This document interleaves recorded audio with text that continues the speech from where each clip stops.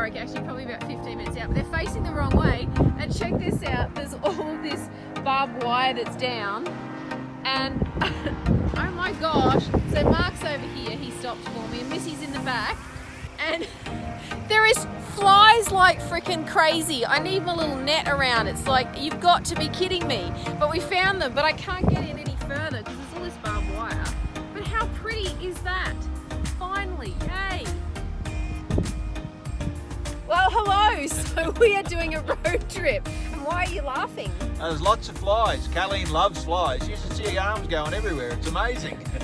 The funny part was watching her. And what was it? Welcome to Australia. Welcome to Australia, lovey. Oh my gosh. They are everywhere, but look at this view.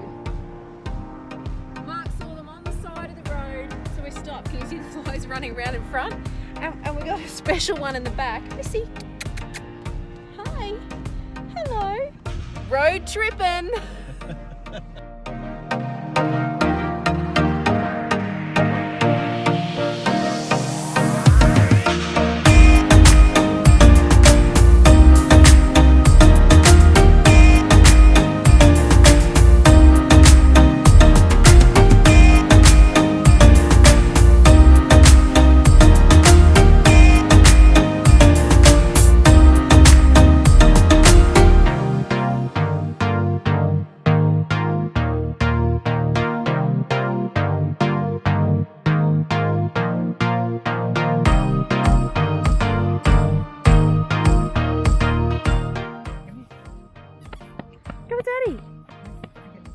Here we go. There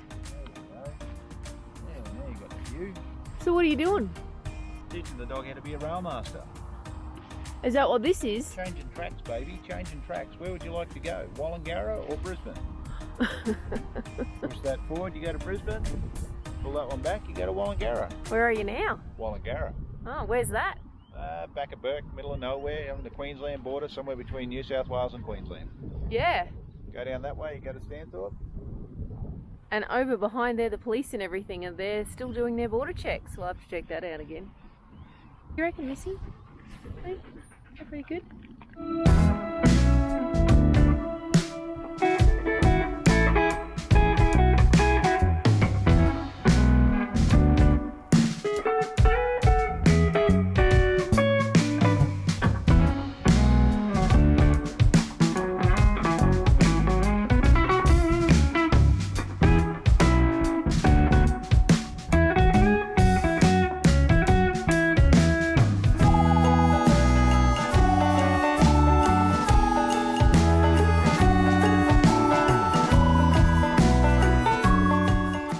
Plenty of tables. We could sit out over this side. I think this is nicer.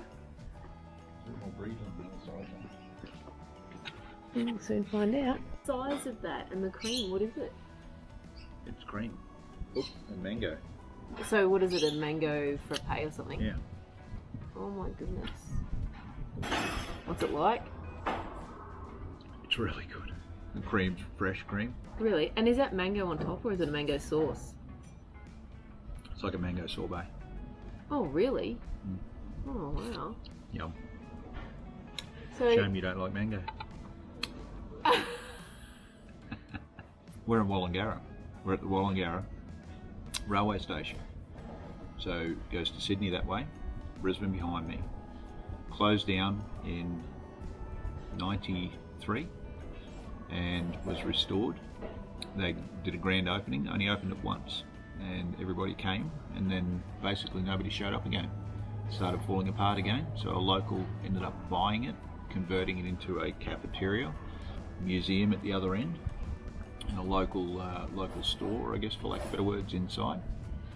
And a lady that was working here said to the owner if she ever wanted to sell, and she'd buy it. So it's now been handed over to the second owner, and her kids now work in next door, and they're actually doing all the cooking and serving and everything now. So it's a lovely home setup. There's probably around, I'd say, between across the other platform and this platform and inside, maybe enough for 100 people. And they do get days when the borders are open without the COVID, where they're fully booked up. And they have their slow days and their big days, but I think it's well worth a visit. It's a beautiful setup, and there's some lovely homewares inside, chutneys through to local craft material. It's fantastic. And it is so peaceful. Well, it is without the 100 people here, yeah. Well, yeah, but even just the sound out here.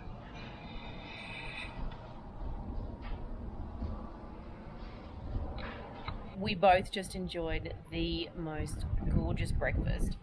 I had a omelette. It was a 3-egg omelette, and it had everything in it.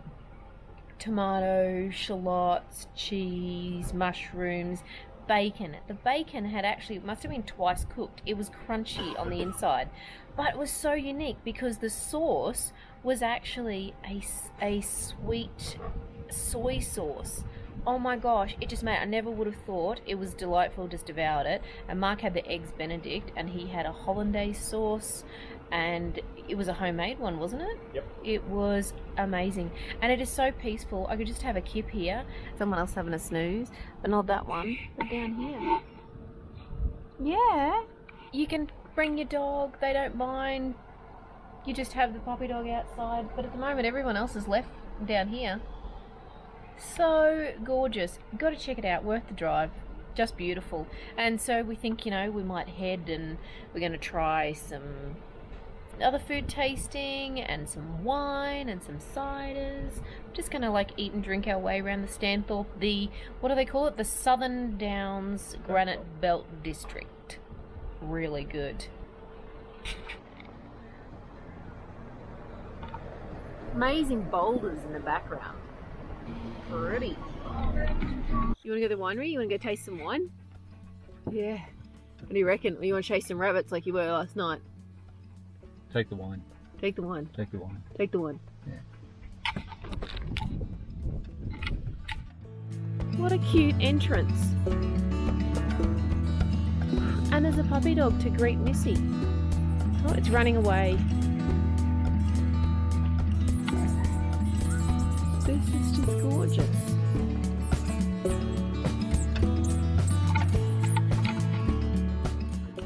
Did you have too much wine? Very cool. Getting a Shiraz.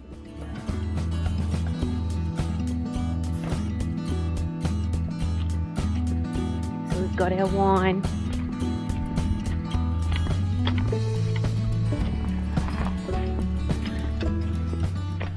What did we get? We had a sparkling Shiraz. It's a lovely sparkling Shiraz. It's really pretty label. Kayleen Estate. It's a huge vineyard, and they were telling us that this is, even though they're one of the smaller estates here in the region, the vineyards have actually been here, like the vines have been here since the Second World War. Yeah, Second World War. So they're over 50 years old, like a lot of them. And then they planted more in the 70s, wasn't it? So you can see, and they're very lucky. Theirs are quite healthy, even though last year was a pretty tough year with drought and things like that. And because they're in the valley, they actually get some of the water that runs off from there down, and so they get quite a bit of water, which is quite good. So these are literally the roads from one vineyard to the other. We are in the bush. I feel like, what's it? You know, one of those country songs, you know. Oh, I can't think of those bush songs, you know. We're in the outback bush. Oh, what is that one? You know what I mean? I know what you mean. I don't know what you're talking about, but I do know what you mean. Oh, thanks. Next stop, vineyard. This is pretty. We're literally 1 minute down the road.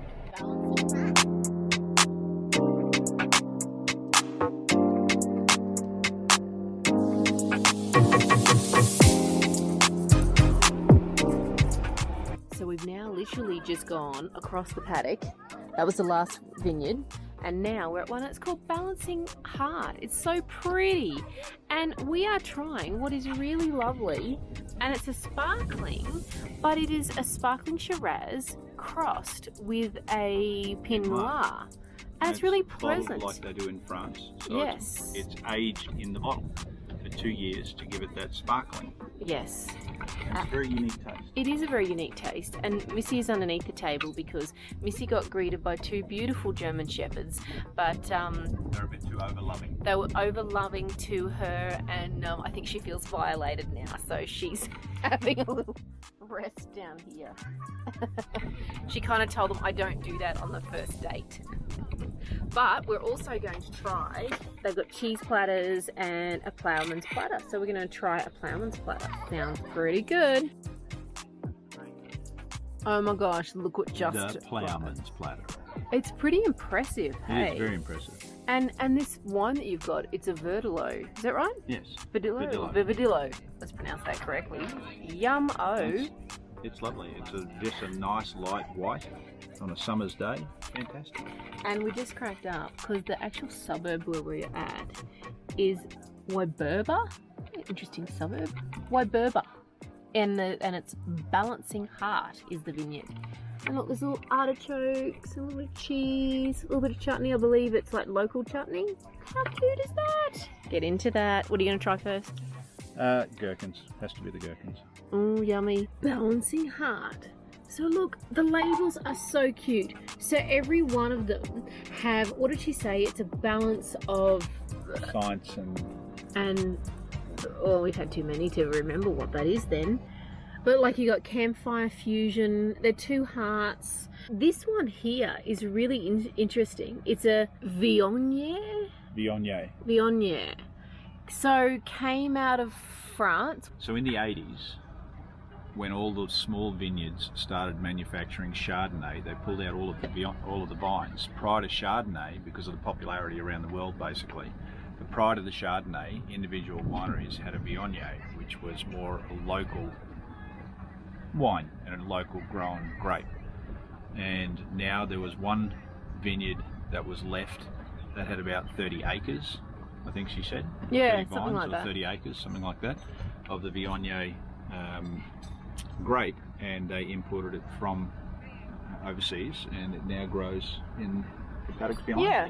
So we decided on a wine, and it's called Campfire. Open the bottle. Ready? Have a look. I'm not going to open it. No, you know what I mean. Like, pull it out so you can see it. And what does it say? Campfire and Company. How perfect. That is us. Those who know us, that is us. Campfire and good company. But we're saying good company. Very, very cool. So we've balanced our heart and we've found our wine. We are set. So we've set up a campsite. And Missy's over here. I think we're proudly sponsored by King's because we even have a King's bed for Missy. Normally you can just see the tops of them crowning out. The outside as opposed to being all in the inside, so it's pretty...